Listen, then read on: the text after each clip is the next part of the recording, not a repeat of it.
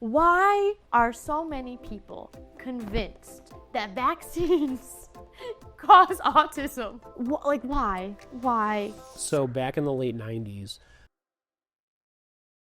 Before we get started with our episode, we're going to hear from our sponsors. The absolute scariest part about starting a big project, whether it be a podcast or a business, is doing it all completely on your own. I would have loved to have Shopify as a partner. Shopify helps millions of businesses all around the world. You can do so many things, like you can get started in your own design studio with hundreds of ready-to-use templates, accelerate your content creation with helpful AI tools that will write your own product descriptions, and even custom marketing campaigns that'll fit directly for you and your business. Shopify is your commerce expert with expertise in everything from managing inventory to international shipping to processing returns to so many things that I'm probably not even thinking of or even fathoming. Is fathoming a word? Turn your business into with Shopify on your side. Sign up for your $1 per month trial and start selling today at shopify.com/Rebecca. Go to shopify.com/Rebecca. Shopify.com/Rebecca.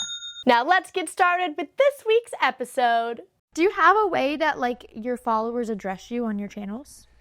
I'm usually Dr. Ruben on when people talk to me. I mean, the username of Ruben Allergy kind of came about because there was a Dr. Ruben that was taken, and Peds Allergy Doctor was taken. All these good ones were taken. So I don't even know why I chose it, but it just happens to be. So some people are like, wait, your first name's Zachary? Really? I thought you were Ruben.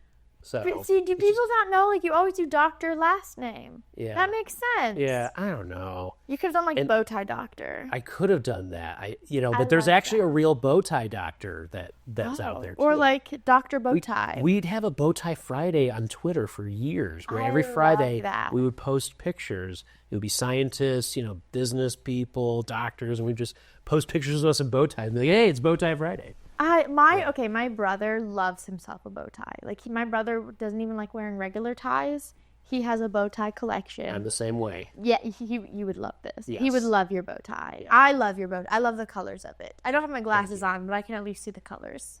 Yeah, so the whole bow tie bit actually Are we recording, by the way? We can be. That probably should be. Yeah, absolutely. Why don't we get started? Yeah. No. Oh, we can even have it start already. Oh, is it already bow started? tie? Yeah, it's recording. That's what I was asking.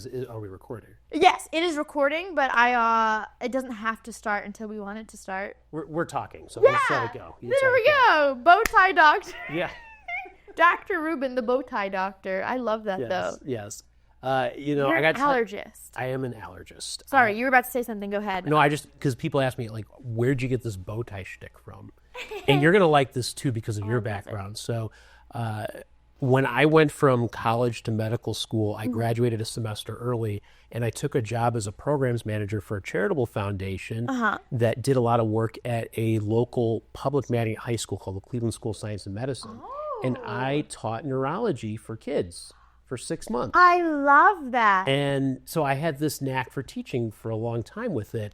And they had a dress code. So you had to wear a tie or a bow tie as a man. And I was like, you know what? Let's try a bow tie for once. And so I went on YouTube when it was back in the early days of YouTube. And there were a bunch of videos of people putting them on. I taught myself for YouTube and started wearing it for several months. And one day I was feeling lazy. I'm like, I'll put my necktie on this time. And one of the students, I kid you not, said to me, you know what, Mr. Ruben, you're not cool anymore. You're not wearing your bow tie. And I will never forget that. Yeah, seriously. I love it. So I never stopped wearing it from that point. And the only other exception to that was my medical school picture. When I started medical school, I had a necktie on because I thought, people are going to think I'm weird. And I was just trying to fit in with all these really bright people. Yeah. So that photo has a necktie. But otherwise, I'm the bow tie guy. I work with a lot of kids. I started on general pediatrics. And so kids constantly are grabbing things, and it's just cleaner. It's better. It's so cleaner, much better. right? That makes so much sense. You don't have to worry as much about that. And also, if I'm in a rush, I can easily do it without looking. I can have it just slightly crooked, and it looks better than if you got the bow tie, the necktie that's at the wrong length. So it is a much easier experience, and I'll never forget when I started doing social media content creation back in like 2020, 2021.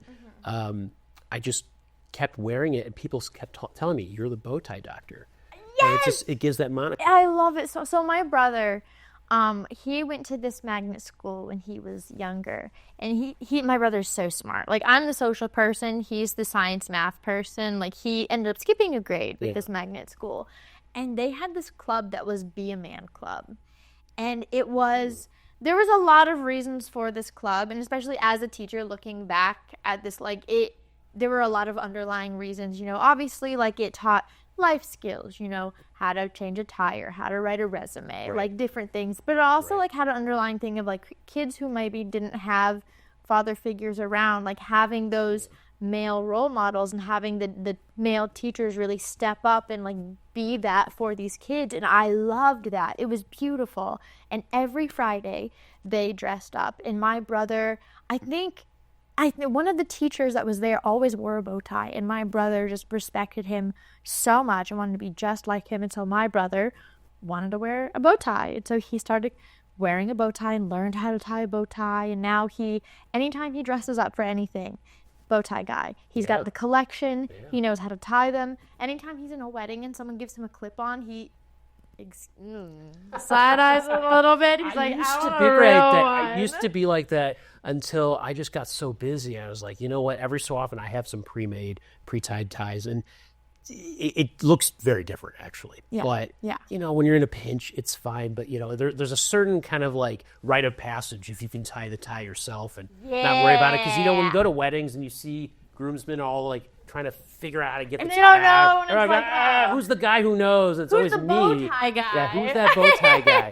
I love so that. they became me. Although I've always found black ties to be a little bit harder to tie. I don't know. Okay, maybe it's like the material of Yeah. them. Yeah, that makes Yeah, sense it to me. Like if they're a little bit probably more is. slippery, like the satin ones. Yeah, exactly. But so something that I'm so curious about, you're specifically an allergist. I think a lot, like, what is the actual path for that? Is that a part of medical school, or do you have to go to medical school and then you go to get an allergy certificate? Like, what does it look like for that? That's a great question. So you go to medical school, either get an MD or a DO, which is a 4-year commitment to that. I've never heard of a right? DO before. So What's the difference between an MD and a DO? Go to that. MD is your medical degree. Okay. That's part of allopathic medicine, which is kind of the traditional Western medicine that started out in the early 1900s. Okay. DO stands for Doctor of Osteopathy, which today MDs and DOs are considered the same. They have the same credentials, same licenses essentially. So when you go to the hospital, you'll find many DOs and MDs. If you've heard of Dr. Mike, he's a DO, right? Really? Yeah, exactly. Okay, So there's very little difference in terms of the training. Osteopathic doctors do something called like OMIT. It's like osteopathic manipulation therapy, which is kind of like a massage type therapy. They do a little bit more what people consider holistic medicine, but MDs also practice preventive medicine as well. And as an allergist, you have to go through those 4 years to get your MD or DO. Then you do a residency training to specialize in either internal medicine, which is adult medicine, pediatrics, or there's actually combined residencies now. So you can do 4 years of residency to do 2 years of pediatrics and take care of kids, 2 years to do adults. You can do all the ages. And then you do a fellowship, a specialized training in allergy. And it's not just allergy, it's allergy and immunology. And when we talk about immunology from a doctor's standpoint, it's clinical immunology, which is different than being a researcher and being an immunologist, like a scientist. So it's a little bit different. There's rare diseases where people are born with a genetic mutation where they cannot protect themselves against infections. So you might have heard of like Bubble Boy. There was that movie with Jake Gyllenhaal years ago that was like that. They've had a couple of other movies since then. I think John Travolta had played a role doing that. And so there's about 300 different genetic diseases where people are either born or they develop as adults problems with being able to fight off infection, which is different than HIV/AIDS, which is an infection that causes you to lose your immune system's ability to protect yourself. This is inherent to the body. And so you have to do 2 to 3 years of fellowship after residency to become an allergist immunologist. And most people who call themselves allergists, they have that immunology training. They don't use it quite as much, and they practice a lot of allergic diseases and taking care of that. I do primarily allergy work at this point, but I still rely on my immunology training in terms of vaccines, adverse reactions to vaccines, especially with the COVID pandemic. Yeah. Dealt a lot with that and with what's going on with like the current measles outbreak and things like Right. that. So it's a long road to start from college to medical school to residency to fellowship to become an allergist, which takes care of not just children, but adults as well. So I did pediatrics to start. I take care of a lot of kids, and now I actually can take care of adults because there's two different boards of physicians, one that's called the American Board of Internal Medicine, and there's the American Board of Pediatrics, and they came together and said, okay, here's the American Board of Allergy Immunology. You have to train for both ages, and you can take care of anybody that you want. So I love that aspect of medicine, that I can take care of children, help keep them out of the hospital in a preventive sense because they have, severe asthma, eczema, food allergies, medication allergies, what have you.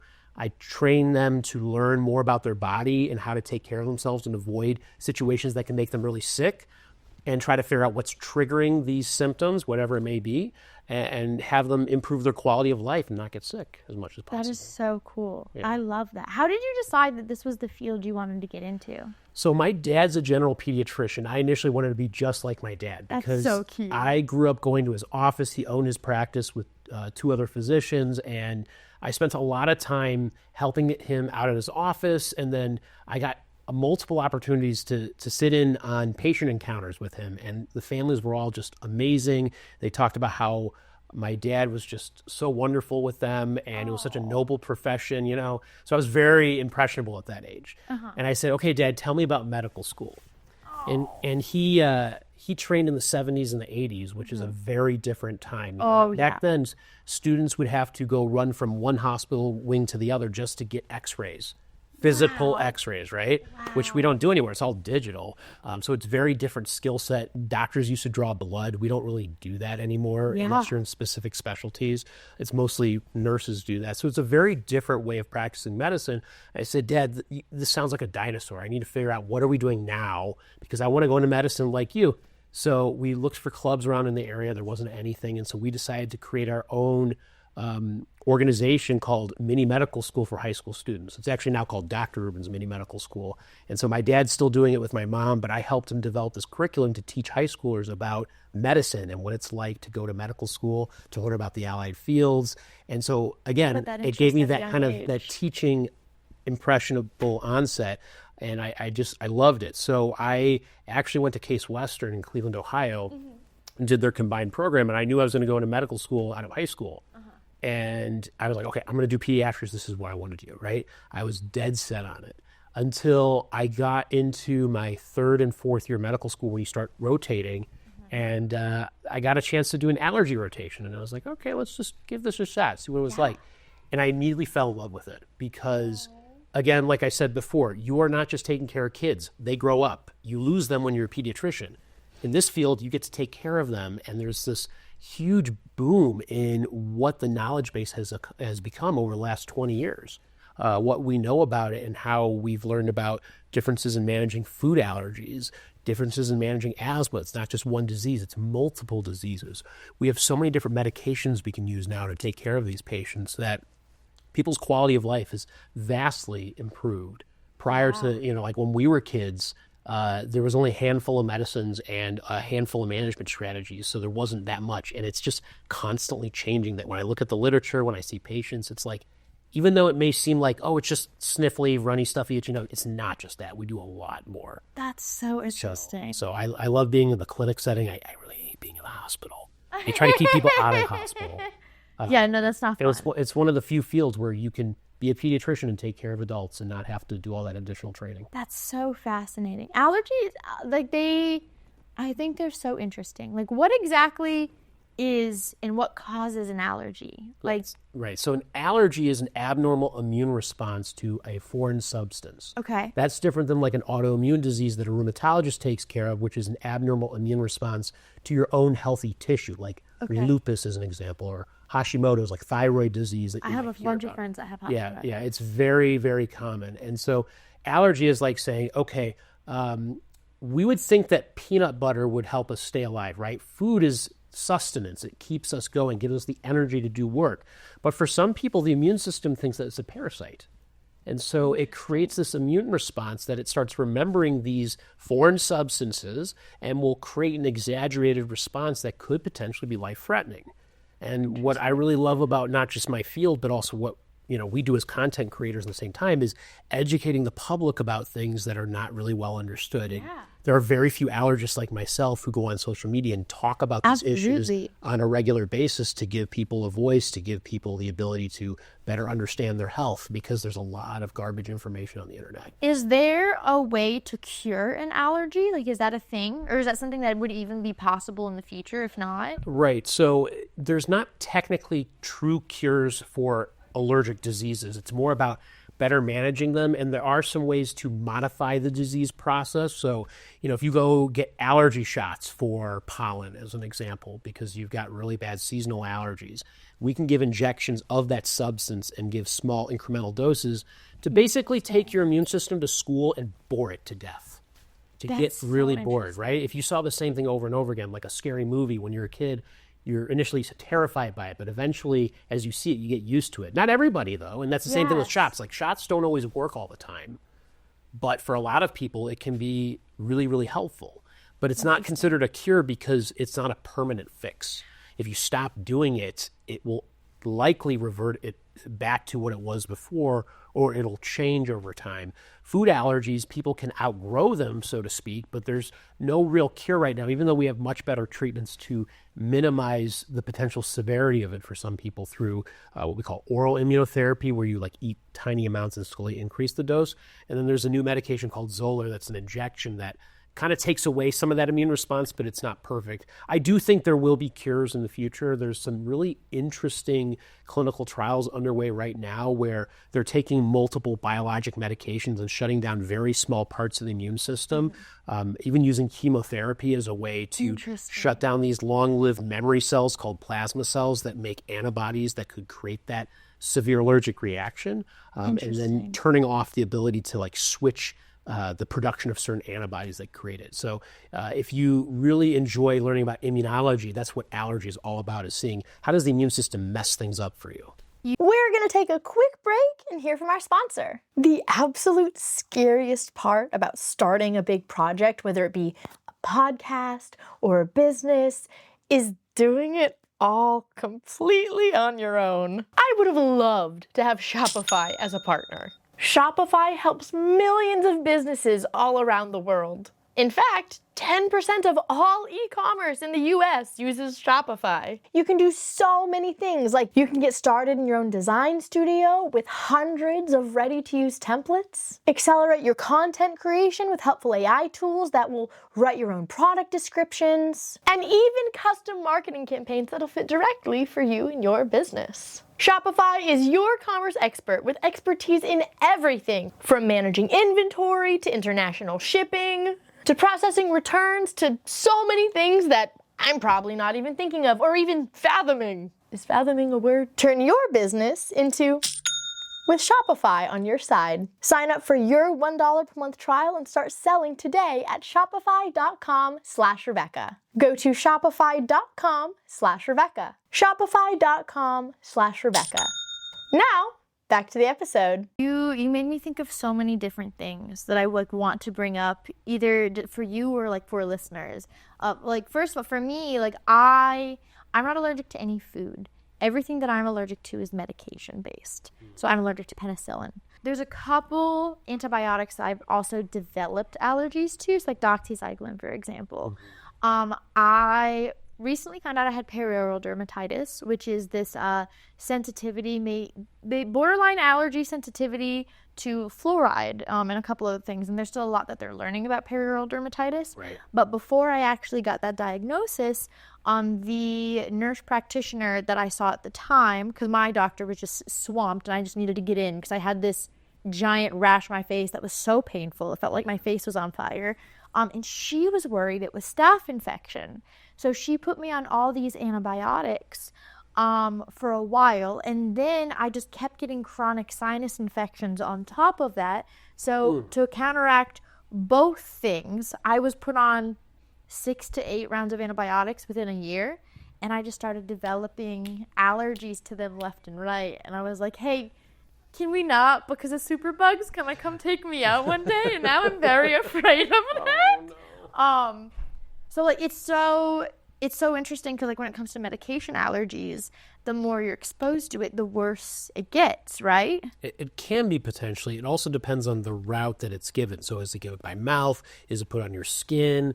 Was it injected? Right. I'm not asking you personally. No, yeah, Let's, we're not talking about your medical history, but the route really does make a difference. So a lot of times penicillin used to be given by injection, Right. And the way that penicillin was made years ago was not the way that we make it now. So a lot of older adults develop penicillin allergy because they were given penicillin that was given a little bit differently through injection. So the immune system saw it more quickly and was like, what the heck is this? And creates an immune response to it. So penicillin is the most commonly reported drug allergy in the US. But there's so much confusion about what a true drug allergy is. Yeah. That oftentimes, especially young children, they get rashes all the time from viruses.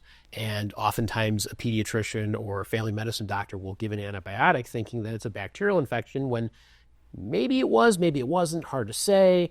And it turns out that they develop a rash that they worry it's a drug rash potentially, but maybe it wasn't. Maybe it was actually the virus. So they tell them, okay, don't ever touch it again. And then nobody ever talks about it for years.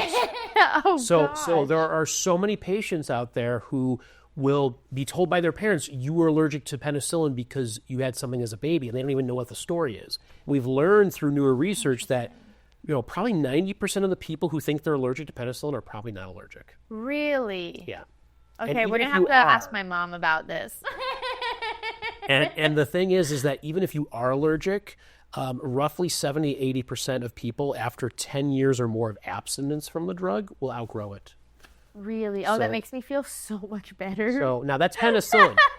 We're not going to go into your health history. No, yeah. But there are exceptions to every rule, right? And there are different drugs that have different natural histories, so to speak, of what you can outgrow and what you can't. There's also different types of allergic reactions to drugs. So it's a whole, it's multiple hours of talking about this, that a lot of allergists get really nerdy and nitty gritty into some of these details, and hemming and hawing that's what we do best. It's like, well, could that be the reason why this is happening? Is this IgE mediated? Is it due to this, or is this immune complexes?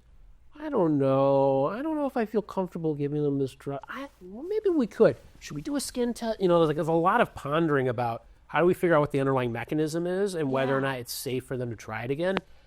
I'm a little bit younger. Maybe I'm a little bit more aggressive, but I'm often saying to patients, you probably can do this again. But let's do it. Here's the risks of doing it. Yeah, just a check. Here's the risks of what could happen if you do it. And if people understand what their risks are, they may be more willing to do it, or at least they're better informed about it. Because I think a lot of physicians are risk averse. They don't want to get sued, and I don't want to either. But I also want to do what's best for my patient, which is you kind of have to take risks in life to know what is actually there. Tests can only take you so far. Exactly. And this is a big lesson, especially in food allergy, because a lot of people will come to me thinking they're allergic to X, Y, and Z foods because they did a test, but they didn't actually have the allergy to begin with. The test only tells you so much information. Interesting. But speaking of food allergies, and you mentioned peanut butter earlier, and you talked about management, and I would love your opinion on something that I witnessed as a kid. Yeah. And this didn't impact me, but I saw this happen, and I saw these two moms go at it, and I've never actually. I would love your opinion as an allergist of which mom was in the wrong. Okay. So when I was younger, I did competitive cheerleading. And this was like I've never seen adults yell at each other like this before out in public. So like this stuck with me for a long time. So I did competitive cheerleading. And for those that don't know, you throw the girls up in the air, right? You have your stunt group. You're in each other's faces. Yeah. And one mom of one of the teammates on the team walked up to another mom and just started screaming at her and berating her, like in front of people. And what ended up happening was one girl, we'll call her Cindy. Sure. Cindy has a severe peanut allergy. Okay. And when they were in their stunt groups, another girl, Caroline, Cindy could smell peanuts on Caroline's breath. And Caroline just had peanut butter crackers before practice. She got out of school, she needed a quick snack, something super quick, and just went ahead and ate some peanut butter crackers for just a little pick-me-up before practice.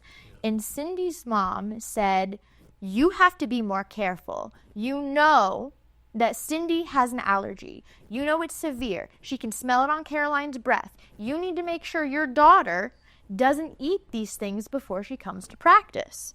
And Caroline's mom says, well, my daughter can have whatever snack she wants to have. She's not going to change her entire diet because Cindy may or may not smell it on her breath. If she wants to have peanut butter, like what else is she supposed to eat real quick before practice? It has some little bit of protein. It has some little bit of carbs. You can't control my kid's diet. And they just sat there screaming at each other in front of everybody. And I don't even remember. I think what ended up happening was they just switched the stunt groups around. Yeah. But I never, I don't have kids, and I don't know enough about allergies to, actually have an opinion on it. Right. What is your opinion on as an allergist? What? So there's a lot of things that I want to think about with a situation like this. This is I think an important conversation to have because there's so much misinformation about what food allergies is and the potential risks associated with it, especially, probably back when you were cheerleading. The one thing I'm curious first is, do you know if that kid who had the food allergy reacted in that situation? In that reaction, no, but I know that before there was a whole other incident, either before or after. I really don't remember how we were in. I think she was even on a different team than I was that year. I just heard about it from another friend. Right. They were literally in warm-ups, about to go on the stage. And she smelled the peanuts from a peanut cart and immediately went into anaphylactic shock. They had to take her to the ER and they needed to pull someone from a different team to go and just do whatever it is that she was supposed to do. Okay. So in this particular example, when she smelled it on the girl, she did not have a reaction. She said that she might have mentioned that she started to felt scratchy, but I don't know. I could be making that up in my head. But I know that of before. Course. We have to take some certain assumptions in mind with a story like this. It's an older story, but yeah, because I was 13 when this happened, but it always stayed with me. Yeah, and I always caveat this because I have to put disclaimers out there since this is a podcast. Absolutely. This person's not my patient. Exactly, right? for sure. But number one, the mom of the child who has food allergy is right in the sense that she wants to do whatever she can to try to protect her child. Correct. That's a given. I always think people can always have a level head and have a discussion. And when it comes to food allergy, it's important to explain the risks to anybody potentially involved in a situation prior to something like that happening, because you're just setting yourself up for a disaster. And I can't say exactly about the breathing, and I'll get into that in a second, but it's important for families who have kids with food allergies to communicate with everybody that's at school, at social events, activities, to say, hey, my child has a food allergy, and in their experience, these things could potentially be problematic.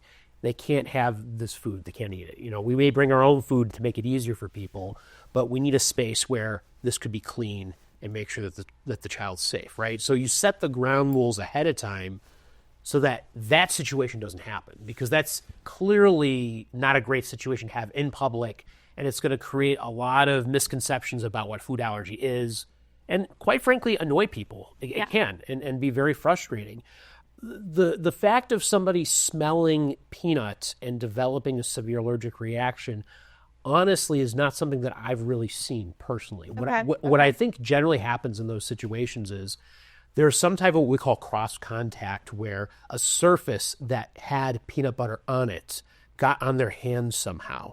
And hands go to mouth. I don't care how old somebody is. We all do it. We all do that at some point. And so that's more likely how the exposure happens, because we've actually studied this in pretty good studies, especially in airplane situations where, they'll put peanuts on the ground and people will walk on it and see, does somebody react to it? And generally speaking, they don't. It's more about, is there enough protein that could get into the mouth to create that issue? And that's low likelihood unless you're going to roast the peanut in someone's face. Yeah. That's different than shellfish, because shellfish, the proteins are light enough that they can aerosolize when you boil shrimp. Interesting. And that can create severe symptoms for people who are severely allergic. But there's no test out there that will tell me by blood test or skin test that this person's going to have that problem or that person. It's about knowing this person's history, knowing what's happened to them before, and we develop that history over time. And it takes a long time to learn about those issues. Interesting. And again, comes down to, for communities to really have discussions about this, level-headed, to discuss what the risks and benefits are, to figure out what is best. Because here's the thing: I don't know in your teaching days if what their policy was for food allergies at your school, but some places are like, hey, peanut free. We're not having anything here at all. Other places are like, no, we're gonna have a peanut free table. Others don't have anything, right? So I'd be interested to hear what your experience was. It's actually so funny because in my 5 years, I only had one IEP that mentioned an allergy. One time. Interesting. And it was my very last year when I left. And it just said preferential seating has peanut allergy, severe peanut allergy. Okay. And the scariest thing is that what I was agonizing over is, I always had a rule in my classroom. Hey, you can't really eat in class. And a lot of people had opinions on that. But in reality, like the kinds of things that I had to pick up from the floor of kids eating in class was so disgusting. When I tell you, I was cleaning up a half-eaten apple off the floor of my classroom. Oh my gosh. Right. Or like sticky wrappers in between my textbook pages. Yeah. Or like the ant problem that I developed because kids would just drop crumbs or leave crackers or cookies. Like, it was disgusting. Yeah. And like, I shouldn't be cleaning that up. Right. No one should be cleaning that up. That's gross. And so I kind of had to adopt this policy of I can't have food in here. But like, that's a prime example of how food is everywhere and it sticks to surfaces. So actually getting back to that story, that theoretical situation, with cheerleading, you're up in people's faces. Yes. Right? So if that one kid was eating peanut butter and had residue on their hands, didn't wash their hands, there's a little bit on the lips, if you're right in each other's faces, that could potentially be a problem. Interesting. Right? But the casual contact situation is going to be very low risk. So you think that what probably happened in the competition is that someone probably ate peanuts, didn't wash their hands. Right. And it wasn't that she was close to it, it's that someone probably had residue on their hands. Because you're going to hold each other's hands, sense. right? Yeah. You're going to be tossing each other around. So there's situations where that's what we call cross-contamination. Yes. Where, your friend didn't obviously eat it, wasn't purposely doing that, right. but got exposed from casual contact from somebody else. Not necessarily like, the hallway over there and they're breathing over there. That's the problem. Right. It even gets down to, this is an issue with like intimacy and food allergies that I talk about with my patients, which is like, if your partner eats the food allergen, you got to be careful because that small amount in the saliva could create very nasty reactions for some people. Interesting. So then you have to abstain for a certain amount of time. Or brush your teeth. Right, brush your teeth, do both. And it's different for different people. And the evidence out there, we're gaining more and more knowledge and understanding about this. But this is why food allergies can be so hard for people to deal with, because we think about every aspect of your life. This one particular food's in a lot of different things, and food is life, and we, not only live to eat, we eat to live, and we want to make sure that we're enjoying life, not just with ourselves, but with other people. So it becomes a very complicated issue in society when you tell people like, hey, I can't eat this. You guys need to be careful on my behalf, on my health and safety. And that can rub people, unfortunately, the wrong way. But I think when people understand these nuances and how difficult it can be to live with food allergies, I think more people will have empathy towards these situations. Well, empathy is the whole issue. It's the whole thing, because something that a lot of teachers have been talking about lately is that the empathy that they're seeing in kids is decreasing every single year. Yeah. And even just with the allergy thing that I was talking about, the number one thing that I was always so afraid of is, you make a rule, no one can eat in class. Are these kids going to actually listen? Right. So many of them don't. Even when you explain to them why. I gave them the examples with the half-eaten apples and the wrappers and the crumbs and the ants. And so many of them still don't care.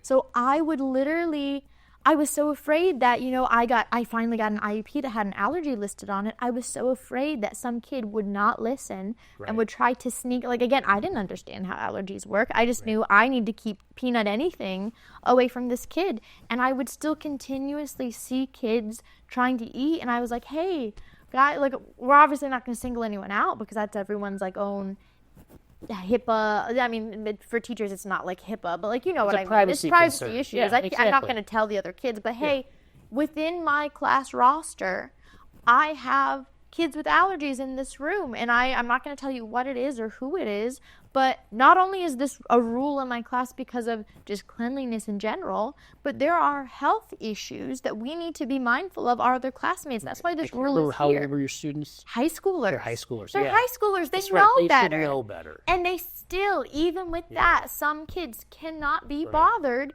to put it away and keep it away. And it's like, oh my God, I was so afraid. Like every day, I was terrified that something would happen. And oh my God. And you're just being a good teacher. You're looking out for the well-being of everybody in your classroom, their health and safety. And so, gosh, when I was really young, I had a milk allergy. I outgrew it. I only knew one other person with a peanut allergy, and very little was known about it, like when we were kids. And it's just exploded that I was actually surprised you told me you only had one IEP, because it's on average about 2 kids per classroom now have a food allergy. Really? Roughly, Wow. yeah. I wonder if depending on severity, and depending on the type of reaction, if that's what determines if they put it in an IEP or not. Because we're not even, like we as teachers, at least at the high school level, like we're not really supposed to give the kids anything edible anymore. Like even candy, cupcakes for birthdays. Right. I think some places even struggle to still do like those pizza parties. Right. Like if it's not completely in a box, sealed and stuff like we're not supposed to give them anything really. Right.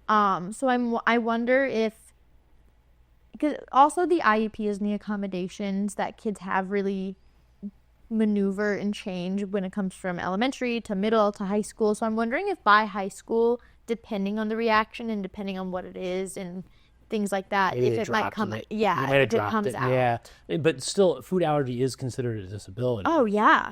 So it's just surprising to hear how few you had. But Yeah. at the same time, a food allergy is a food allergy. You don't technically have a severe food allergy. You either have it or you don't. Any disability is like that. Yes. And the reactions are either mild Or severe, or yep. life-threatening. And then we hear about these tragedies on the news, which is just heartbreaking. Horrible. Every time, I go on social media to tell these stories, it hurts me to have to tell it. And it's like, I'm not trying to sensationalize this. What I'm trying to do is educate people, because These things I see so many jokes about food allergies that are wholly inappropriate. I mean, there was a kid in Texas, I think it was last year, who was bullied incessantly. They put peanuts in his locker room. He was a varsity football player. He had to transfer out of that high school because his family tried to stick up for him. The school board did nothing, essentially. They just gave the kids a slap on the wrist. So, will be kids. so I he, hate he that. left that high school, went to another high school, played football, and I think they ended up going to like state or something like that. So it was a nice little triumphant story, but it was a terrible situation for that kid because he was constantly bullied afterwards. For the peanut allergy. Yeah, exactly. That's so dumb. Yeah. I got bullied for talking about how there was a Super Bowl commercial that came out that was making fun of peanut allergies. And I said, this is wrong. I got made fun of so much. There were so many womp womps and people saying that I was being hate that. ridiculous. Okay. Yeah. I posted a video last year because I travel a lot, right? And something that I'm allergic to, we talked about how I'm only allergic to medication things. Right. I'm allergic to Tamiflu. Yeah. And so when it becomes flu season, I have to get a flu shot because if I get sick, and I also have asthma.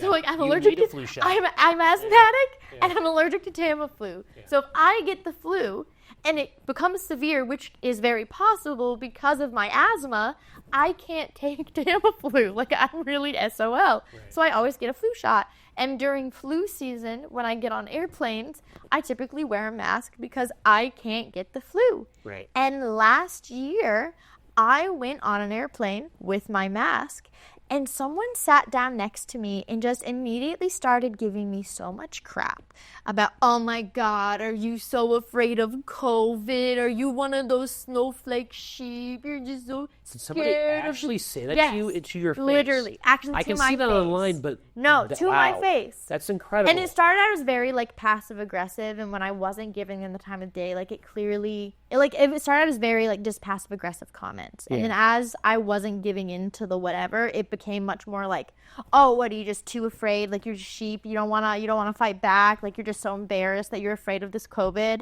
And I like finally looked at them and I was like, I'm allergic to Tamiflu, my God. Like, I don't know why it offends you so badly that I'm trying to make sure I don't get the flu. Like, I don't want to get sick. I got things to do. I don't got time for this. When everybody was masking, there was a strain of flu that just didn't exist. It just stopped. Exactly. It went away. And the number of flu, RSV, rhinovirus cases, all these respiratory viruses, down the toilet. Because those viruses are they're so dependent upon droplets that when you sneeze or you cough, those little bit of droplets, they don't pass through the mask. Yes. And also, you're not touching your hands or your eyes really much when you have a mask on. You got that protection. So your dirty hands are not inoculating yourself with these germs. So I also wear a mask when I travel, and I've never gotten sick traveling in the last 5 years. And I've been on a plane many times too. Well, even worse, like when I posted the video about it, literally one of the first comments I got was, "You wore a mask on a plane? LOL, what a Democrat." It shouldn't be political. What? Like, what does that mean? What does that mean? It's driven me crazy that we, as a society, want to take care of each other, right? And with the pandemic, public health measures became politicized for secondary gains. So the symbol of a mask became one side of the political aisle, which is so ridiculous because everybody can get sick. Viruses don't care about your political affiliation at all. So if people understood that, there'd be less problems. It's so dumb. Or like some people. Oh, go ahead. I'm sorry, but we're just dealing with these issues right now with how our public health system is crazy. It drives me. I'm really upset about it. I'm going to try to keep myself even. No, it's so upsetting, and it's like what we talked about earlier, like the issue of empathy in people. Like there are some people that. It's not even that they don't know, because, like, yes, there are people, if you're not an allergist, if you don't have the information, you might not know or understand how severe an allergy is. Right. But there's also people who just, like, hear something, allergy, like, anyone hears allergy, they know bad. And people just don't care. Whether it's the kid, whether it's bullying the kid at the school, or someone else sent me a story about how they were dating this guy, they ended up getting engaged, and the mother-in-law, oops, sorry, I want to make sure that my computer didn't go off. But the guy's mother, her future mother-in-law, like, didn't take her allergy seriously. And I think she was allergic, like, not just lactose intolerant, but had a dairy allergy. And it really messed her up. Like, not even just lactose intolerant stomach issues. Like, it put her entire body in so much pain for, like, a week. There was so much inflammation. Right. It was just a horrible experience. And the mother-in-law just would not take it seriously and literally kept trying to sneak things into food. Story. To try and, like, prove that it wasn't that bad. And anytime she had a reaction afterwards, did you put anything? No, I don't know what you're talking about, but she knew that had to be what was happening. Right. Because that's the only time she's having a reaction. It's every time within an hour after she eats at her in-laws' house. And this is the same thing with asthma. You have asthma. Yes. I take care of patients with asthma. It's part of my specialty. And do you remember the movie Hitch with Will Smith? I don't think I saw it, no. Okay. So there's a scene in it where there's this character who had asthma who was considered the dopey type, right?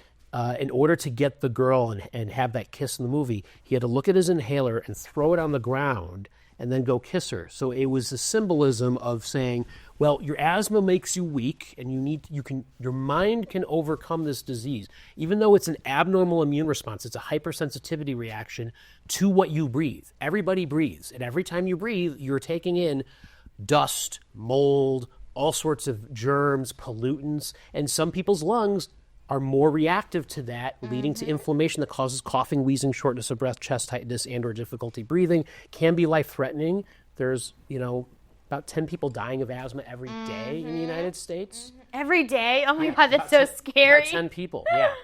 I mean, it's a tiny amount when you think about, like, 330 million people, but it's still an issue that people don't realize that this can be life-threatening, yet you see on pop culture this idea that if you have asthma, you're weak, you're a geek. Part of the reason why I wear my bow tie and this, I own this look But it's like, A little bit. I talk about allergy in a way to help reshape the conversation Yeah. because these are things that have to be taken more seriously. And it's not just in the general public, but, there's not a lot of us in academics in terms of allergists and academics. So we don't have the opportunity to teach medical students about these issues. So we learn about immunology, but allergies not talked about that much. I learned all of the stuff that I know in residency and fellowship later in my training.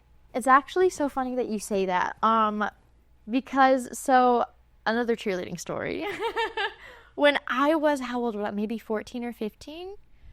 Our coaches thought that they were going to get us in shape easier. Yeah. And so they were going to start off by having us run a lot before practice, but we had to run outside during the summertime. And I live in the South, so it gets hot. Very humid. Very hot, very humid. And they had us run outside. The gym was located around this neighborhood. So we would run outside, down the street, around a block. And I remember the first time they said they were going to do this, I said, hey, I don't know if that's a great idea for me because I have asthma and I usually am fine, but I don't think this is a good idea. And they were they talked to me like I was just trying to get out of conditioning. Yeah. And you're They weren't taking fine. it They seriously. were not taking it seriously at all. So they had us go, and the moment we came back inside, I just immediately started dropping and wheezing, and I couldn't breathe. And my mom wasn't there because no one expected that we were going to be running outside in the heat like that. Yeah. And they were like, you don't have to run outside anymore. You can run inside. I'm like, yeah. thank you.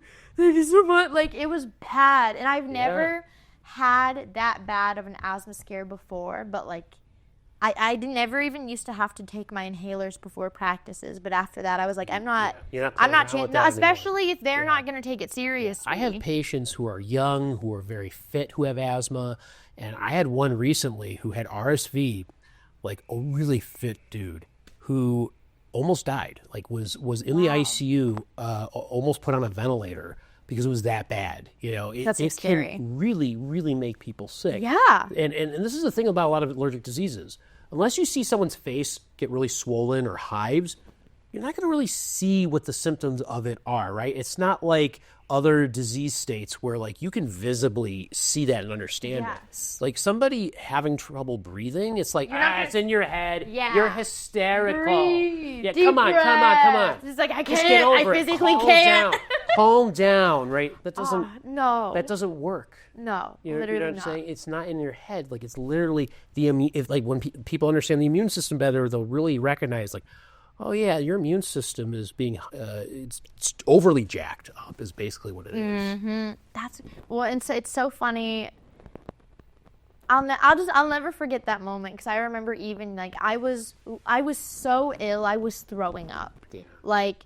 And I'll just never forget one of the coaches came to the bathroom to check on me and kind of was making jokes about me throwing up. Oh, it's a good thing I'm a mom, or this would really bother me. And I was like, okay. Instead of saying, "Are you okay?" Yeah, she's like, "Oh, I can tell you had chicken for dinner," and I was like, "Okay." That's not helpful. I'm 14 years old. I'm so self-conscious at this point. Yeah, exactly. I'd already been a scene out there, and I one part of me is oh, she was probably just trying to lighten the mood, but that was not what was called for at all. No, especially for you living in the mood. It just. I'll never forget that moment, and it will stay one of those things that you think back and cringe on, because it was already a scene, and then I'm sitting there getting sick, and then it's an adult making fun of me for throwing up.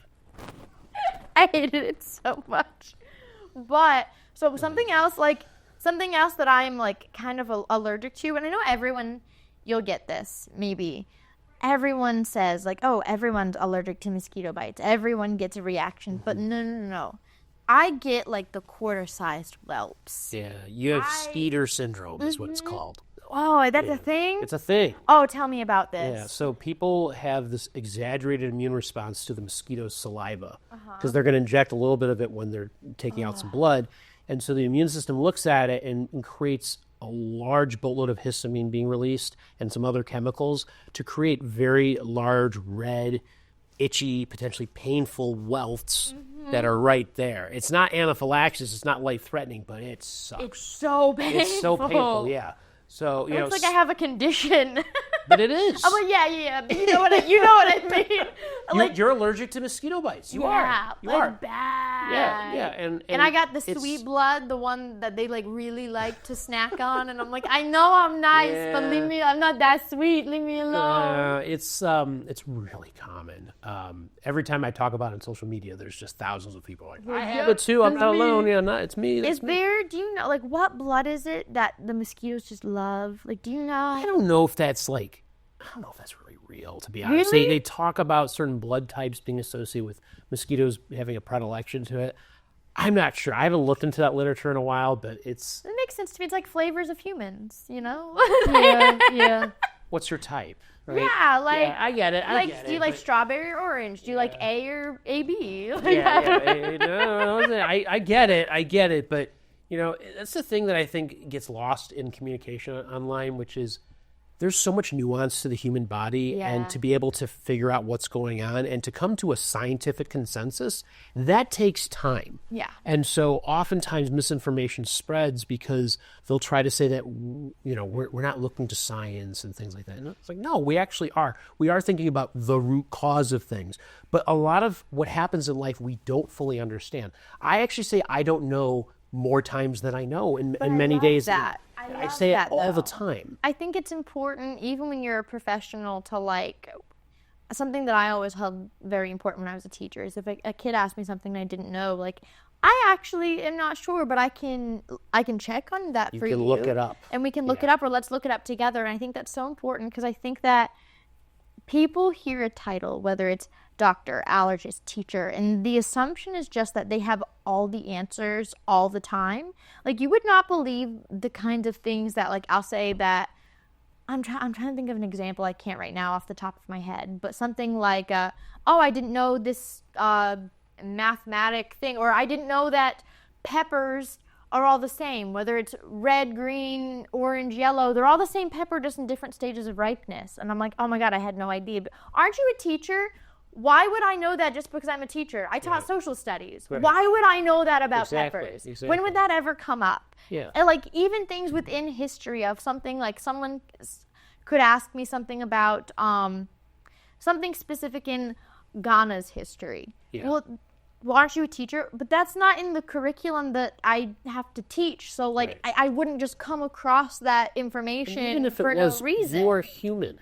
Right. You can make mistakes and forget things. We're not a robot. Exactly. You know? And just because I taught social studies doesn't mean that I know every single historical thing that has ever happened. I know what the state says I have to teach the kids. And are there some things that I'm more knowledgeable about, or things that aren't in standards that I know about because I came across it or I saw it on TV and I wanted to learn more about it? Yeah, absolutely. Of course. But it's so weird for people, like people just hear a professional title and they just make those assumptions about like, well, if you don't have all the answers, you must have been terrible at your job. Like, no, saying that you don't care. Exactly. Being able to say that you don't know about something in your profession, I think is so powerful because it shows, one, that we're all growing, we're always learning. Yeah. And that you're able to like, oh, I don't know, I never thought about it. Let's look it up together. It's like showing other people that you can continue to grow. And you're willing to do so. Right. Yeah, you don't have hubris. Exactly. Right? And I think it breaks down barriers because like people expect that I know everything about everything, and we don't. And what I feel for a lot of people who are struggling to figure out what's going on with their bodies is that we don't always have the exact answers at that moment. It may take time to figure those things out. And that's what the scientific method is really all about. You make a set of observations, you learn about a patient's history, you then come up with hypotheses to figure out, well, I think this is what might be going on, right? You get tests and treatments to test that hypothesis out. You bring them back into the office and say, did that work? Did it not? If it did, great. If not, we got to reformulate our hypothesis and do more testing and management. But you got to stick with me. I got to observe that. I got to get to know you. Exactly. Right? So sometimes you need multiple opinions, but it's not to say that people don't care. There's always bad apples in every profession. I say that all the time. As a whole, most people who go into medicine, they're there because they want to take care of you and make a difference. A teacher once actually sent me the story, and I made a skit about it a long time ago. But she was doing something silly with the kids. I think it might have been middle school. So oh, the floor is lava! Like, oh, everyone get on a chair! Ah. And most of the kids were like so excited. They know the game. Love it. But one kid was like, oh, this game just, it's not as fun now that I know that volcanoes aren't real. And the teacher was like, what do you mean? Of course volcanoes are real. No, this one teacher told me that they weren't real. And so that just kind of ruins everything for me. And the teacher thought, what? I'm gonna have to look into this. Yeah. So they went to go talk to the teacher, and they're like, hey, Connor seems to think that you said volcanoes aren't real. And, oh yeah, I totally misspoke the other day in class. Like, that was so embarrassing. That was totally my bad. Yeah. The teacher was like, okay, but you told them that, right? No, I can't do that. I'm the teacher. I'm supposed to have all the answers. I can't. They'll figure it out eventually, but I can't. They're not going to trust anything that I say. And it's like, no. I actually have so much more respect for people when they misspeak or didn't know something and later hey, I didn't know this, but I learned this. That's so cool. I take the L. I didn't know this. I didn't understand this. Right. I wasn't aware of this. I misspoke. Right. Here's what I learned from that, and I want to share that with you guys. I think that's so respectful and so respectable to be able to do, and so responsible. And it's such a problem. It creates so many issues. I hate it. I hate it so much. Yeah. Humility is so important. Yes. It is. Yeah. I own it all the time. There's so many things that I don't know that I mess up on all the time, or things that either don't understand or don't think of in the moment. And we're all human beings. Exactly. And that it just makes me mad. It makes me really upset. I'm gonna look. You go ahead. You look like you were gonna say something. No, I wasn't actually.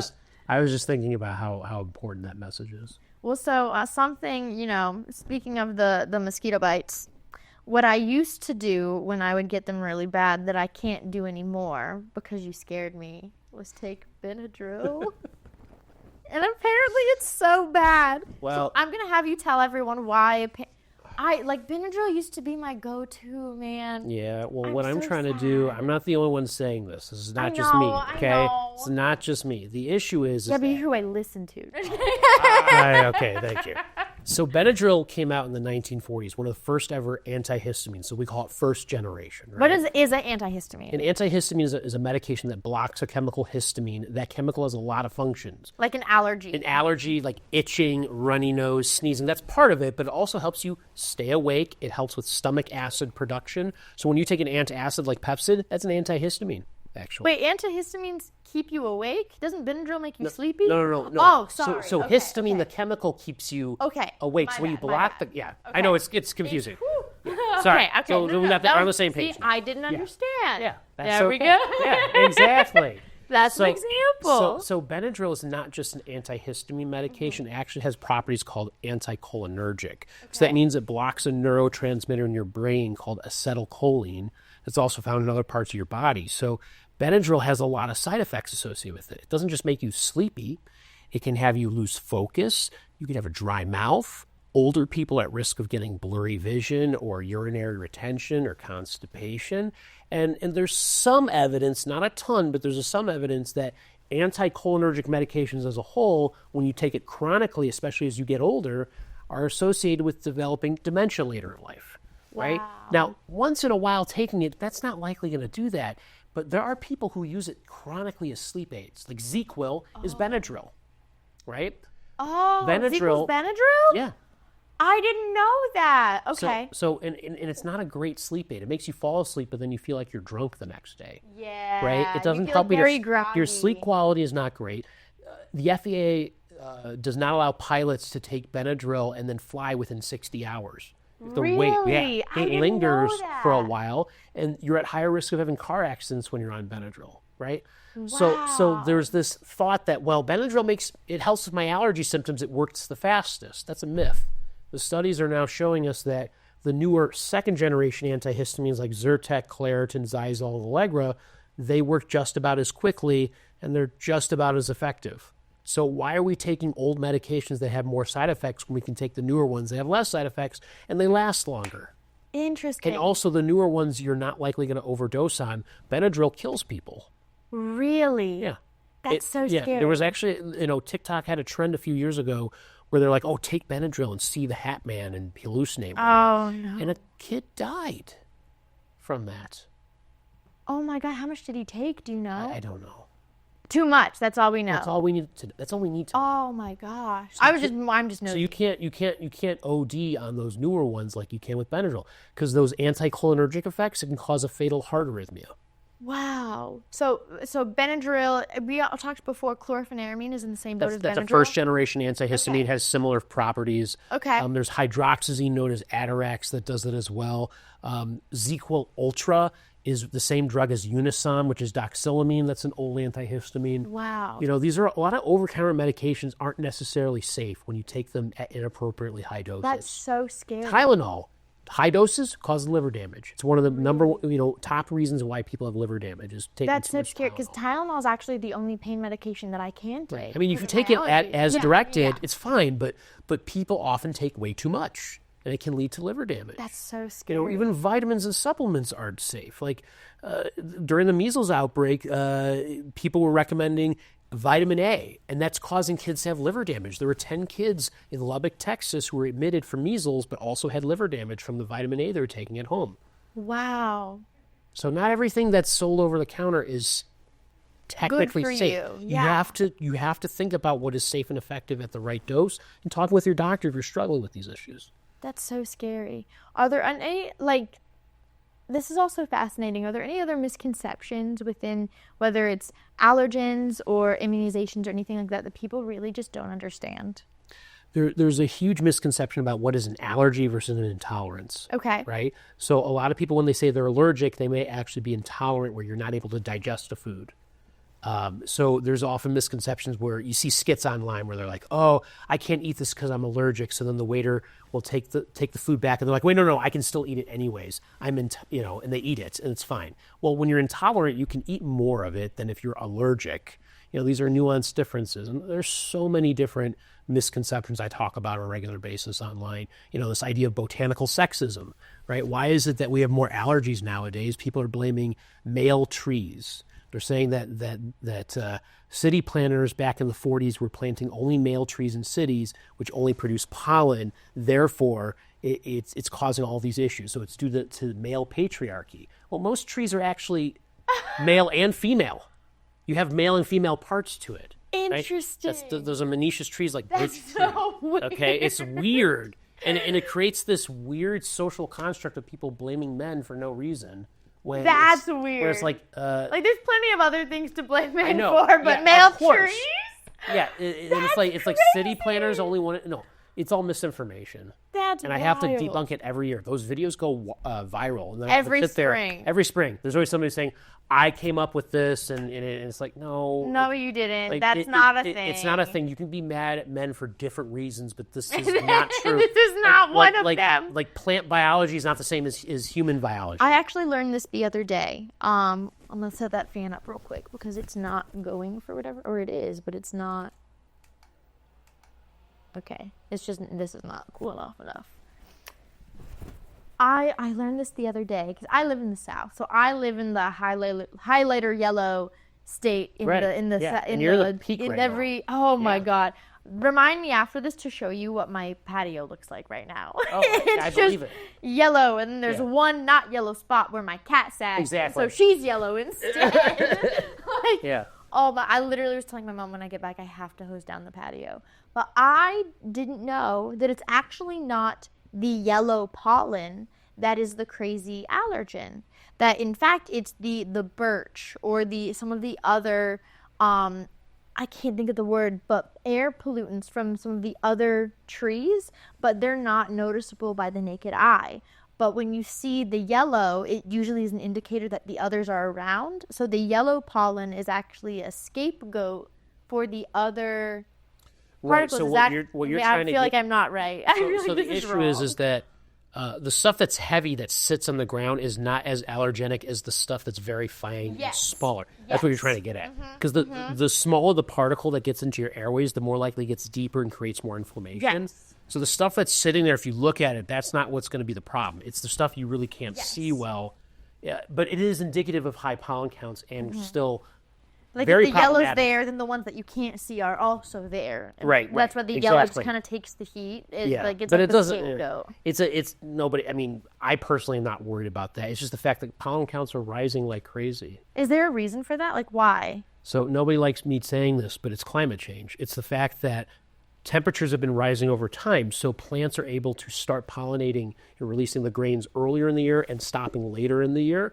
Plus, when we emit carbon dioxide from greenhouse gas emissions, burning oil, right?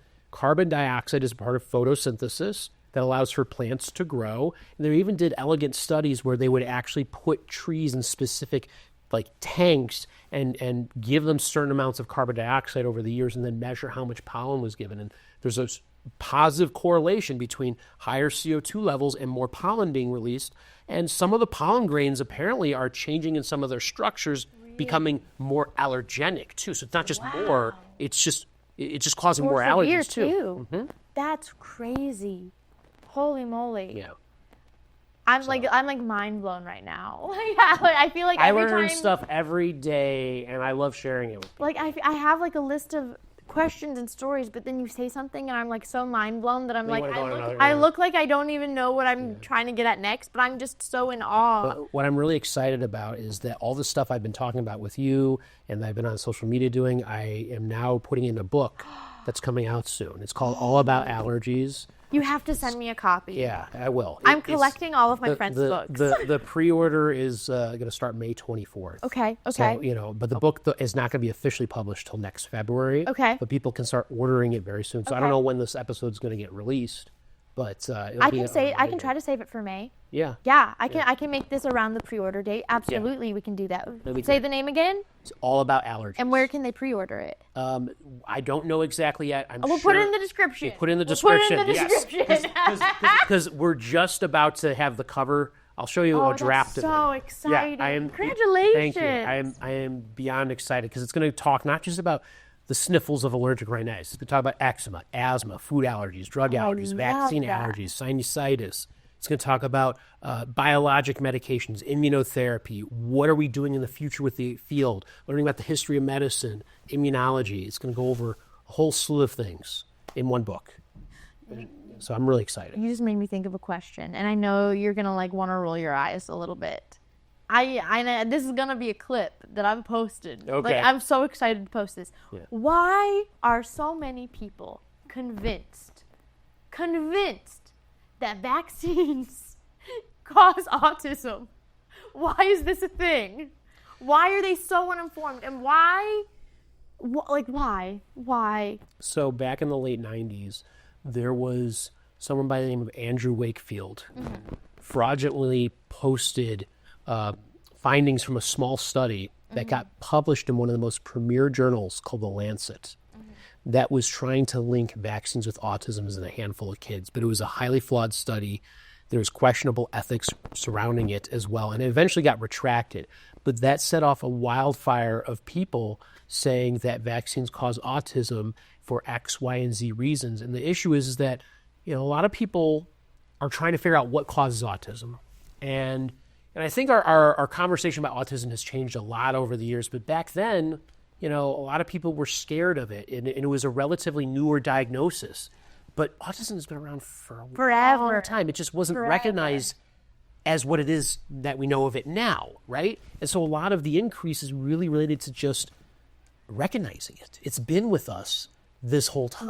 The entire And it doesn't mean that somebody is bad or anything like that. No, we have to change of that. course I know you know that. No, yeah, I know that. yeah. But what I'm saying is that there's so much stigma around it that's unnecessary. It's wild. Right? And so it's an emotionally charged issue at a time when, the signs of autism happen very early in life if you understand and catch it.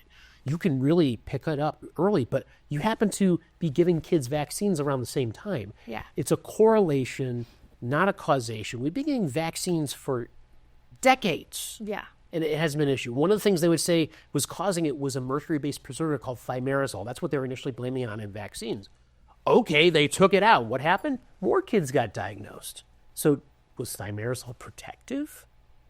Interesting. It's not. It's a joke. No. It's a joke. It's a joke. You know what I'm saying? Like Yes. the whole, what they are trying to do They're is to trying to scare find- people they're trying to find and find your answers, and there's breadcrumbs not. that is not there when we have spent millions of dollars and tens of thousands of hours researching this, and multiple high quality studies have found no link, and yet we're going to look at this again. I've said this before in episodes, but I will never apologize for saying it as many times as I do, because I think it's just to get the point across. I always hear people talk about, oh, well, we never had these disabilities before. Like, they're all just so recent in history, blah, blah, blah, blah, autism and all these other things. We never had them before. But you can go back in history and literally pinpoint exactly exact moments where people with disabilities and with autism were subject to horrendous fates, whether it was Roman emperors who would literally put autistic people in coliseums for entertainment for people and put them there either fighting each other or with lions or some other kind of predator, or Spartan mothers who would leave children that clearly had autism or some kind of disability out to die out on hill. Like, these are very, very documented situations. These disabilities have been around forever. We just have actually grown a conscious and realized, oh my God, these are human beings. Exactly. How are we treating these human beings like this? Like, it's always been there. So to come up with this vaccine that's been around for a couple decades, this is the reason. No, that wasn't around in 300 BC. Exactly. Just like with allergies, too. We've always had allergies in antiquity. And I'm going to talk about that in the book. We've always had it. It's just we didn't understand it. Especially the different rashes that were happening. Back then, people thought, rashes are a way for our body to get over things. So we're not going to study this. Like, dermatology is a relatively new field because they always thought that was a healing process to have dermatitis. Wow. Interesting. Yeah. Wow. We've come a long way, but Yeah. we're taking steps back unnecessarily. And like, even if I don't see the people insisting that vaccines cause autism, I see people insisting that vaccines are poison in their body. Where is that coming from? Like, I don't understand why they have this mentality. I don't get it. And I know that they think, oh, well, they just want to, they're injecting us something to control us or to whatever. But if these medical professionals and these people who are telling you to get the vaccines are getting them themselves, I don't understand how it's rationalizing in their brain. You know what I mean? Yeah, well, when it's hard to understand something, you always want to pin it on something that is tangible, right? That makes sense. Something that's painful that causes discomfort could cause all hosts of problems. It doesn't mean that vaccines can never cause problems. Oh, of course, you can have yeah. any medical intervention. You step out and you go into a car, you drive, you can get into a crash. Every choice has consequences. Exactly. There's always a potential negative side to things. But when you weigh the risks and benefits of doing it versus not doing it, if you don't do it, you're going to potentially get this thing like measles right now. And 1 in 5,000 to 15,000 years later could have permanent paralysis and neurological problems called subacute sclerosing panencephalitis. Is that from measles? From measles, yeah. Oh my God. I don't understand. Like, I understand, but I don't understand. Like, measles was almost completely eradicated in our country. Oh, it was considered eliminated in 2000. The cases that have happened since 2000 were never sustained. It would just be they go to another country that was under-vaccinated, they'd bring it back in a community, and they'd spread it around to the unvaccinated population. Our vaccination rates are under herd immunity because less than 95% of kindergartners have their 2-dose vaccination series. So now we're getting all these pockets of outbreaks. So it would not surprise me by the time that you air this that we're still dealing with the measles outbreak in Texas that's cropping up in other places.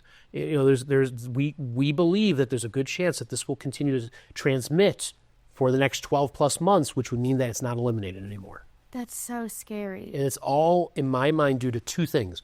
The pandemic, and we're not allocating things well. So kids weren't necessarily going into the doctor's office quite as much, but it's largely driven by misinformation.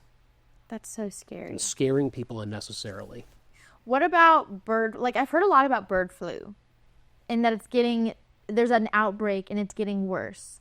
But I have not, I'm going to be so honest, I have not done the proper research to really understand what is happening, why it's so much more severe now, what's going on. Tell me a little bit more about that. So H5N1 is influenza of the subtype that is called highly pathogenic avian influenza. So when you and I get flu and we get the flu shot, there's different types.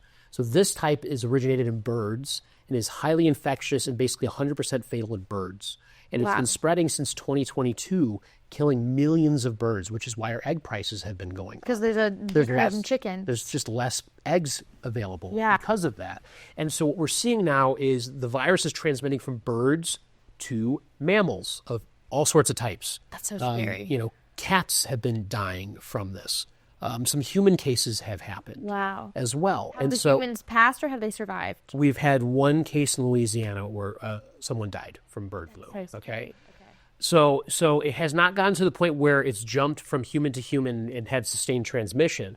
But the more times people get infected or animals get infected, it causes the virus to mutate more, which could create an escape to the point that humans will transmit. That's what in 2009 we had swine flu pandemic. That's where the virus originated in pigs, jumped to humans and became human to human and became pretty severe. Not as bad as the flu in 1918 that killed off millions of people.